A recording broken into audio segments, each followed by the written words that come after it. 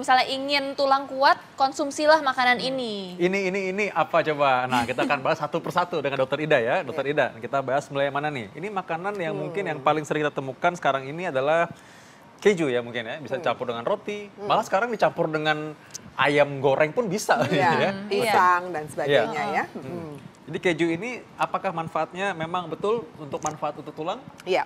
Jadi gini, kalau kita bicara tulang, artinya kita membutuhkan banyak sekali vitamin dan mineral supaya tulang kita menjadi kuat ya. Vitaminnya apa sih? Vitaminnya vitamin D. Itu penting sekali untuk tulang. Yang kedua, mineralnya apa? Kalsium, fosfor, magnesium, mangan. Ya, itu sejoli itu. Jadi 4 sejoli itu mereka harus gabung bersama supaya kesehatan tulang kita menjadi meningkat. Dan kita harus tahu bahwa sumber kalsium itu tidak semata-mata hanya dari produk susu dan kawan-kawannya, tapi dia juga bisa didapat dari produk ikan maupun sayur-sayuran. Nah, bagaimana dengan keju? Keju ini adalah dairy product. Jadi dia berasal dari susu.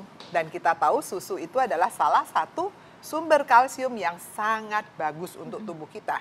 Kenapa dia bagus? Karena bisa langsung diserap oleh tubuh, jadi dia bisa langsung digunakan oleh tubuh kita.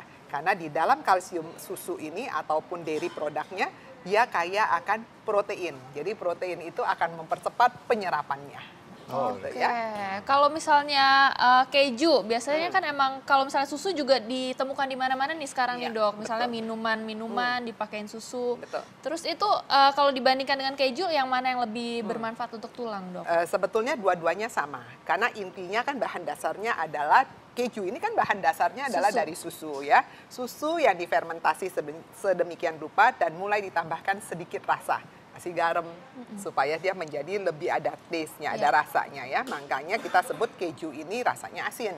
Tapi kalau dibedah dari kandungan kalsiumnya, maka dia sama aja karena asalnya berasal dari si susu tadi. Nah, Ya. ngomong-ngomong soal susu nih ya, susu bisa juga dari Kedelai. kedelai. Betul. Nah, gimana dengan kedelai nih? Gimana perbandingannya?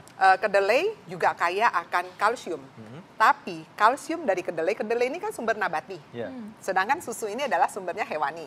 Nah, sumber dari hewani ini penyerapannya jauh lebih tinggi di dalam tubuh kita dibanding kalsium yang sumbernya dari nabati. Ya, kenapa? Karena jenis kalsiumnya yang diproduksi dari jenis yang hewan ini lebih siap serap dibanding dari yang jenis nabati. Ya.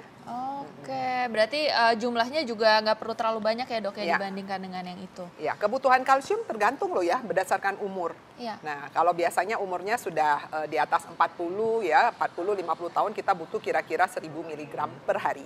Satu gelas susu biasa menyediakan kira-kira 400 sampai 500 mg per hari.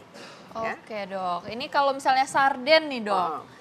Sarden itu baik gak dok untuk tulang? Sarden ini bagus sekali. Tahu nggak bagusnya kenapa untuk tulang? Kalau kita makan sarden, apalagi sarden yang model gini ya, enak ya. Ada tulangnya nih. Iya, betul sekali. Dan biasanya kita udah rapuh sekali ya. Kita kalau makan bersama dengan tulang-tulangnya. Dan tulang ikan itu sendiri pun kaya akan kalsium. Jadi kita mendapatkan dua manfaat.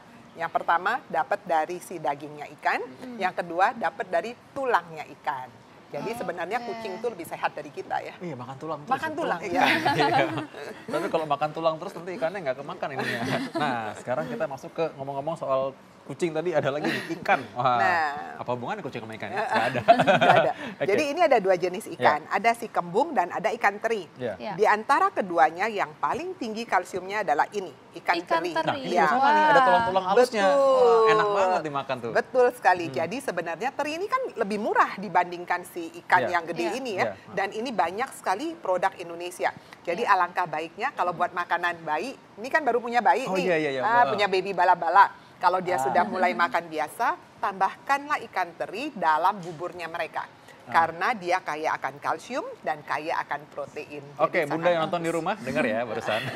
Oke dok, tapi mungkin masyarakat lebih suka kalau misalnya terinya itu sudah diasinkan dok, jadi ikan asin. Itu gimana dok? Masih bagus gak dok? Aduh, enak banget tuh, pakai nasi anget ya, pakai teri aja, wah yang udah diasinkan tuh, aduh. Enak sekali ya. Cuman dapat tambahan aksesoris lainnya yaitu garam. Dan kita tahu garam itu memang tidak boleh jumlahnya banyak. Jadi kalau saya lebih suka menganjurkan menggunakan teri basah. Kalau Oke. teri asin, ya yang kecil-kecil itu ya, yang orang suka pakai istilah teri Medan itu kan Iya. enak sekali ya. Iya. Nah biasanya jangan menjadi satu lauk utama. Tapi kalau ini bisa menjadi lauk utama, Anda bisa olah dalam bentuk pepesan. Oke. Ya dipepes itu aduh enak sekali. Iya, pepes itu Oke. alternatif yang menurut saya sehat Ya, ya. Nggak usah sehat. digoreng, sehat ya. Oke. Oke, kita masih akan ngebahas lagi nih soal makanan-makanan apa aja sih yang Ya. lain yang bisa membuat tulang kita lebih sehat. Jangan kemana-mana, tetap bersama kami di Ayo Hidup Sehat. Nah, ingin tulang kuat. Nah, ini mulai dengan konsumsi makanan-makanan ini. Tadi kita udah bahas tadi mengenai tadi ada kacang, kedelai, ada ikan. Sekarang Ya. kita membahas mengenai sayuran Yang hijau. hijau-hijau ini, Dok. Ya. Ini kenapa, Dok, bisa membuat tulang kita jadi kuat, Dok? Iya. Padahal ininya loyo loh padahal. Iya, ya. Dok. Nggak ada Pasti tulang-tulang ya. tulangnya bisa, nggak ada tulangnya ya. Gini, jadi yang namanya sumber kalsium bukan hanya ada di produk hewani. Produk nabati juga ada ya, salah satunya ya kacang-kacangan ini, Iya. kemudian sayur-sayuran hijau. Jadi sayur-sayuran hijau itu makin hijau daunnya itu kaya sekali akan Oh. kalsium. Cuman harus diingat bahwa kalsium yang ada di produk nabati penyerapannya akan kalah dibanding yang ada di hewani. Oke, Ya. berarti untuk mensiasatinya, Dok, itu berarti harus konsumsinya lebih banyak lagi ya, Dok? Bukan lebih banyak tapi bervariasi. Jadi Oke. sebaiknya jangan cuma makan sayuran saja, tapi sayur juga dengan lauk-lauknya. Jadi ada Oke. teman-temannya sehingga kalsium yang ada di sini kalau kemampuan dia serap cuma 20 sampai 30%, maka akan mendapat tambahan dari produk lainnya. Contoh, pagi sarapan. Saya sarapannya misalnya pakai nasi, kemudian saya pakai brokoli direbus aja atau pakai wortel ya. Brokoli ini adalah salah satu sumber kalsium yang sangat bagus. Dalam satu bonggol Iya. brokoli seperti ini mengandung 400 mg kalsium. Jadi cukup bagus gitu ya. Cuman yang mampu diserap oleh tubuh paling sekitar 20 atau 30%-nya. Artinya tidak akan mencukupi kebutuhan kita harian. Nah biasanya kalau sarapan kita habis makan nasi dengan itu kita selalu ikutin dengan minumlah segelas susu Iya. ya. Kalau enggak nanti ada snacknya misalnya bawa roti buat snacking nanti tapi dikasih serepnya keju ya seperti itu Atau mensiasatinya. ketan hitam. Enggak, tadi itu segmen sebelumnya ya. Ketan hitam lagi. Oke. Nanti sekarang kalau kita udah makan sayur, makan brokoli. Ini kan sebenarnya kan kebutuhan harian kita seberapa banyak tuh? Ya, kebutuhan harian itu biasanya 500 mili sampai 1.500 mili kalsium per hari.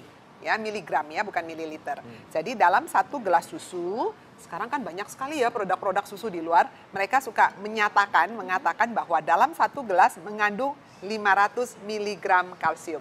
Artinya kalau satu hari kita butuh 1.000, kita cukup konsumsi susu 2 gelas dalam satu hari. Oke, ya. tapi harus hati-hati juga ya, Dok, ya. Misalnya yang ada lactose Ya. intolerance mungkin nggak bisa sebanyak itu Iya, ya, Dok. jadi kalau misalnya laktos intoleran, sebetulnya ada siasatnya ya.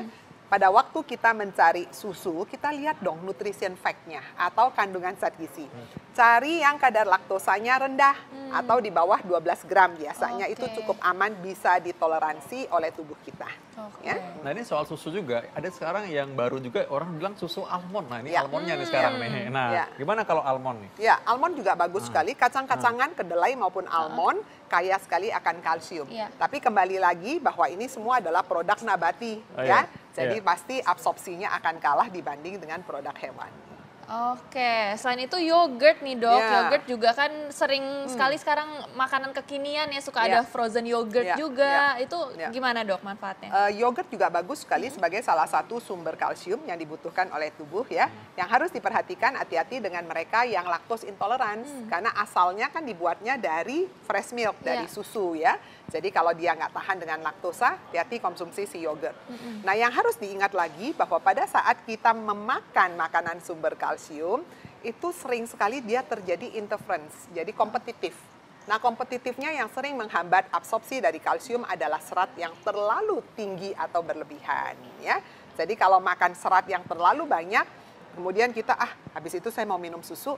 Nah, harus dipikirkan juga susu ini juga nggak bisa diserap secara sempurna, secara penuh semuanya, karena dia sifatnya akan kompetitif dengan serat.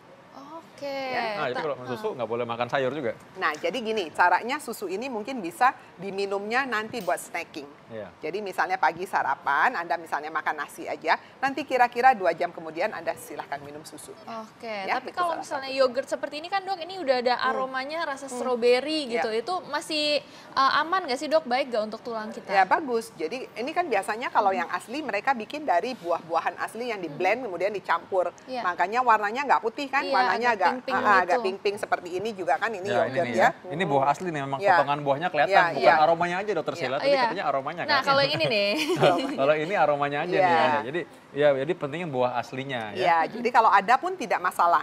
Yang menjadi masalah kalau seratnya berlebihan. Kalau buah ini paling cuma 2-3 potong Iya. ya nggak masalah. Oh iya iya Oke. oke. Jadi ternyata kalau mau namanya kita hidup sehat tuh dimulai dari kebiasaan sehari-hari kayak gini ya. Betul, Nah kita betul tahu sekali. bahwa namanya tulang kuat itu didapatkan bukan cuma dengan olahraga tapi juga asupan gizinya. Iya. Ibaratnya Iya. kalau kita bangun rumah, nih blok-bloknya, batu batanya nih harus betul dan harus Iya. kuat. Iya. Nih makan sini bisa menjadi alternatif. Dan lihat nih beraneka macam. Jadi bisa makan ikan, Iya. bisa makan sayur, bisa minum susu, banyak hal dan itu harusnya nggak bosen. Makan harus Iya. beraneka ragam. Jadi nggak benar tuh kalau diet cuma diet makan ini aja terus ya, itu nggak betul Iya, ya. Karena betul. tujuannya bukan sekedar kurus tapi untuk hidup lebih sehat. Nah, Oke, tidak terasa ya sudah hampir habis nih waktu kita dan jangan lupa saksikan terus Ayah Hidup Sehat setiap hari Senin sampai Jumat jam 1 sampai jam 2 siang live di TV One. dan kalau Anda terlambat menyaksikan, Anda bisa lihat resumenya di viva.co.id dan Anda bisa download juga ya. Apa tuh namanya? TV One TV One Connect. Connect. Ya, saya Betul Vita Damai. Saya Dr. Sheila Salsabila. Indonesia, ayo hidup sehat. sehat.